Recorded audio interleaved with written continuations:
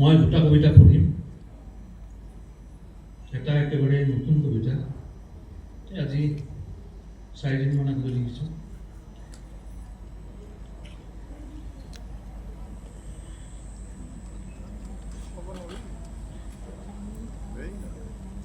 কবিতাটোৰ নাম হ'ল ৰেলগাড়ী। মই ভাবিছোঁ ৰেলগাড়ীত উঠা মানুহ কোনো নাই, আৰু যদি কোনোবা ৰেলগাড়ীত উঠা নাই তেতিয়াহ'লে মই ইয়াত লিখিছোঁ ৰেলগাড়ীত নুঠা মানুহৰ কি হয়।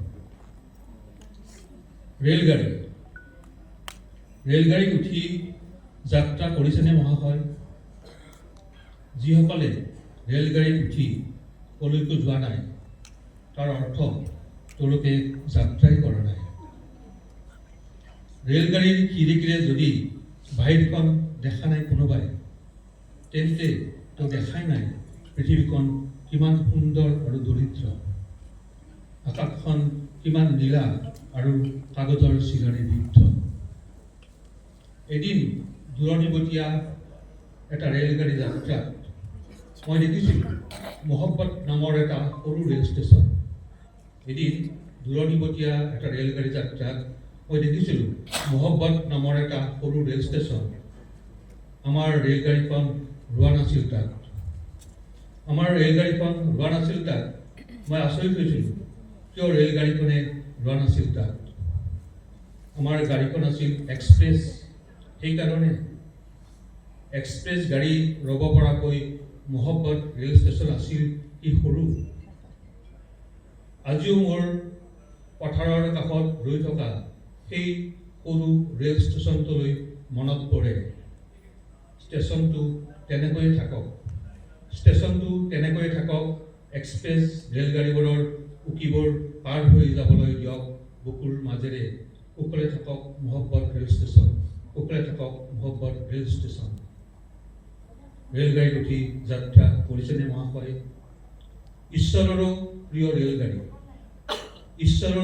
ৰেলগাড়ী, কিয়নো মানুহে তীৰ্থ ভ্ৰমণৰ বাবে আটাইতকৈ পচন্দ কৰে ৰেলগাড়ী।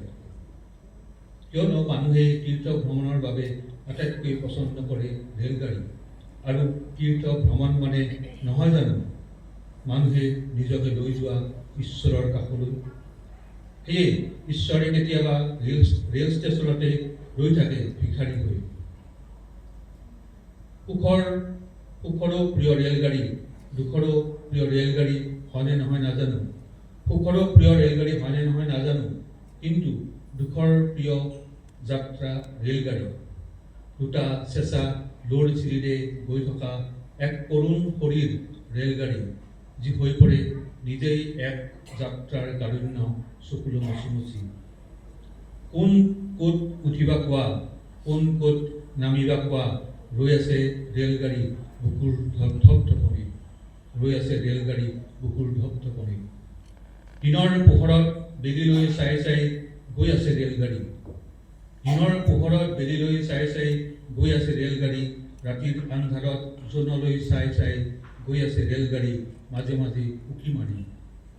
ভালে থাকক ৰেলগাড়ী। ৰেলগাড়ী দেখিলেই মোৰ ঈশ্বৰলৈ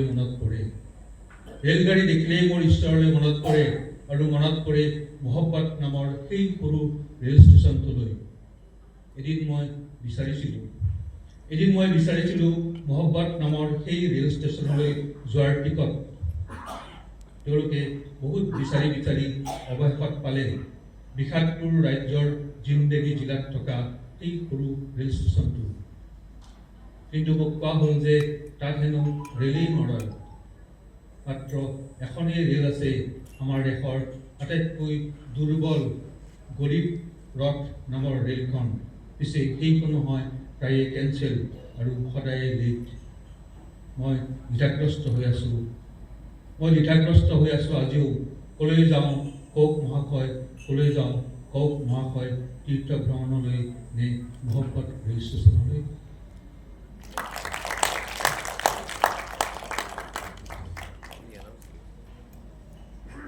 এটা পুৰণি কবিতা।